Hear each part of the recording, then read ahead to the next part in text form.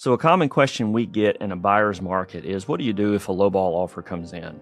Today, we're going to look at 4 strategies that you need to know so that you can keep control during the negotiations if a lowball offer comes in.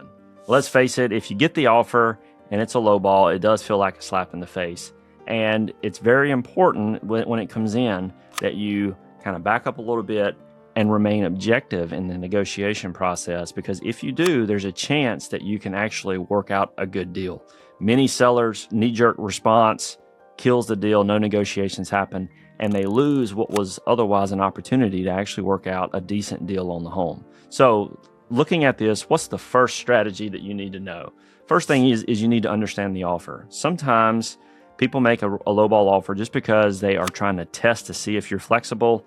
They misunderstand the market. They think buyer's market means that the seller's going to come down a lot more than they actually do in reality. And so there's a misunderstanding. There's also a possibility that they believe that you've overpriced your home and their offer is based on comps that's been given to them by their realtor, or maybe when they're doing their Zillow searches. So they go in, they make an offer because they think that you've priced the home wrong, and they make an offer based on a fair value that they've worked up. Okay, so that happens.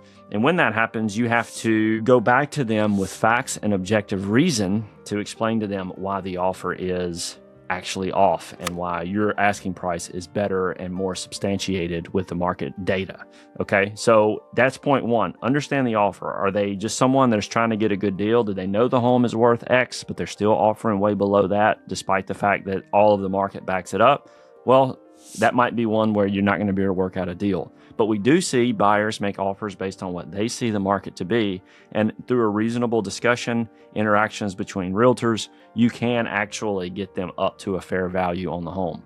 The second thing is, I've already mentioned it, stay calm and collected. We work with a lot of for sale by owners, and a lot of times a for sale by owner will get an offer from someone and they respond with a get off my lawn sort of response. And that ends up killing the opportunity for negotiations.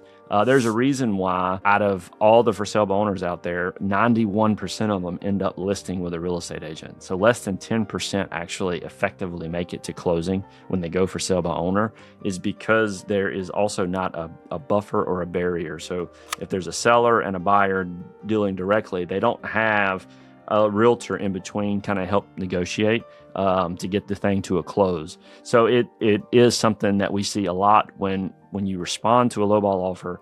Try to maintain a calm, collected attitude. If you're going to reject it anyway, you may as well kind of test it and see what the situation is, because the worst thing that's going to happen is it's going to be rejected. And that's going to be what you're doing as an initial reaction anyway. So it's no harm, no foul to just see if there's possible loopholes and maybe we could salvage the deal. Third, whenever we counter, we want to counter with something that is confident. So, Mr. Buyer, I appreciate the offer that you have that was $50,000 under asking price. However, we feel that with these recent sales and the market data that we have here, that our asking price is actually a fair value. So we're going to counter back at X and appreciate your response. And you send it to them and you lay it out in that way, and you can a lot of times gauge if they're going to come up. I'm not going to name addresses. We had an offer that came in $40,000 under, and the home was listed under $400. So $30,000 is a significant number. Okay, it came in $30,000 under ask price. All right, we got them to pay $5,000 over asking, with the caveat that we put on a new roof. So we got them all the way up to asking, and then was able to actually go a little bit above it. You wouldn't have expected that from the lowball offer from the beginning, but it was one of those discussions and conversations where we were able to work out a deal. So you can be confident in your answers, and you can negotiate even if the offer comes in much lower than what you wanted. And finally, the fourth, know when to walk away. If you get the feeling that this person is just fishing for something, he's coming in with a ridiculous offer and he's not engaging and giving market data to substantiate what he's saying, okay, maybe they're unrealistic and you just got to cut them loose. So with all of that, we really appreciate you tuning into it. If you've got any questions, maybe you're a for sale by owner and you want a little bit of advice, I'm happy to help with that.